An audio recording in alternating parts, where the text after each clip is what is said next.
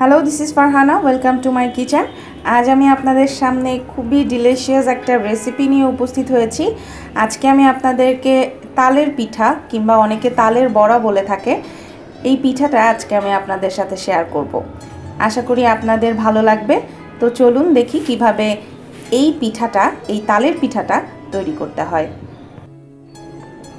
তালের বড়া তৈরি করার জন্য প্রথমে আমি এখানে 1 কাপ পরিমাণে চালের গুঁড়ো নিয়েছি।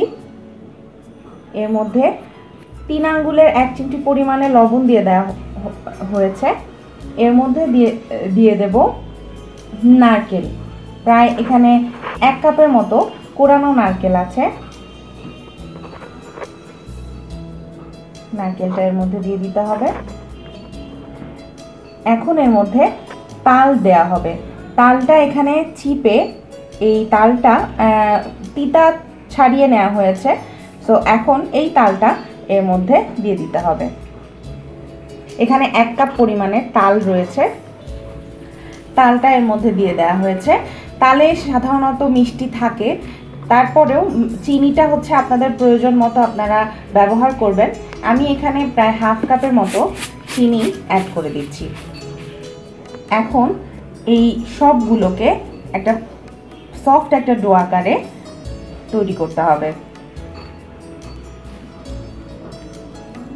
এর মধ্যে কোনো পানি দেয়া যাবে না। যদি আপনাদের প্রয়োজন মনে হয় যে পানিটা একটু লাগবে, তাহলে আপনারা একটু দুধ অ্যাড করতে পারেন কনসিস্টেন্সিটা একদম ঠিক আনার জন্য।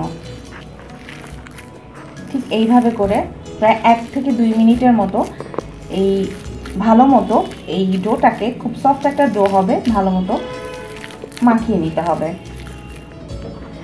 ডোটা ঠিক এইরকম হয়েছে। এখন জাস্ট একটু পাতলা করার জন্য এখন সামান্য একটু দুধ দিয়ে দেওয়া হচ্ছে। দুধটা এখানে 4 থেকে 5 টেবিল চামচের মতো।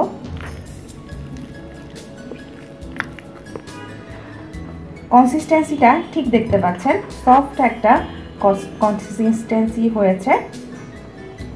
যে ট্রাই করার জন্য আপনারা দেখতে পারেন, এই যে ঠিক এইভাবে করে করার মধ্যে চুলায় তেলের মধ্যে দিতে হবে। চুলায় তেলটা গরম করতে দিয়ে দেওয়া হয়েছে। এখন একটা একটা করে এইভাবে দিতে হবে।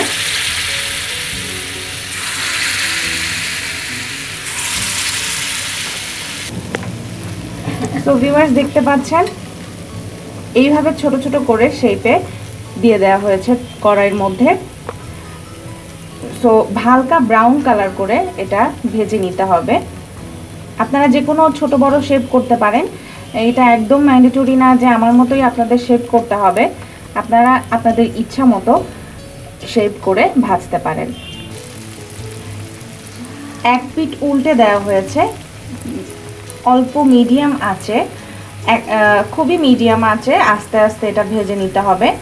তাড়াহুড়ো করা যাবে না। তাড়াহুড়ো করলে এই পিঠাটা পুড়ে যাওয়ার সম্ভাবনা থাকে। তো ধৈর্য সহকারে খুবই আস্তে আস্তে এই পিঠাটাকে ভেজে নিতে হবে। সো ভিউয়ার্স, দেখুন কত সহজেই তৈরি হয়ে গেল আমার তালের পিঠা। অনেকে তালের পিঠা বলে, আবার অনেকে তালের বড়া বলে থাকে। আসলে এক এক দেশে এক এক ভাষায় এই পিঠাটা পরিচিত। আশা করি আমার রেসিপিটি আপনাদের ভালো লেগেছে। কোনো প্রশ্ন থাকলে অবশ্যই করবেন, আমি যথাসময়ে আপনাদেরকে অ্যান্সার করার চেষ্টা করব। খুব ঝটপট রেসিপি এবং এই শীতের সময়ে পিঠা, যে অনেক পিঠাই আমরা বাসায় করে খাই, আর এই শীতে এই তালের পিঠা আমাদের বিশেষ করে পার্সোনালি আমার খুব পছন্দ। আশা করি আপনাদেরও ভালো লাগবে। আমার জন্য দোয়া করবেন এবং আমাকে সাপোর্ট করার জন্য অনেক অনেক ধন্যবাদ আপনাদের সবাইকে। আরও সব রেসিপি নিয়ে আপনাদের সামনে উপস্থিত হব। ততক্ষণ পর্যন্ত ভালো থাকুন, সুস্থ থাকুন এবং আমার চ্যানেলটি সাবস্ক্রাইব করুন। ধন্যবাদ।